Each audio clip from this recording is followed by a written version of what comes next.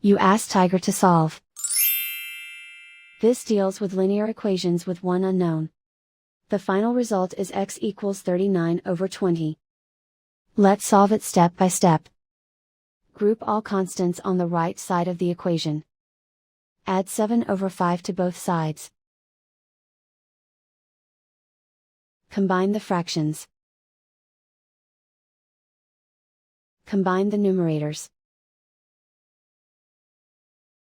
Reduce the zero numerator. Simplify the arithmetic. Find the lowest common denominator. Multiply the denominators. Multiply the numerators. Combine the fractions. Combine the numerators. Isolate the x. Multiply both sides by inverse fraction 3/1. Group like terms.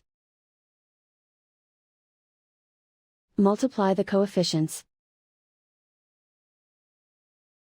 Simplify the fraction.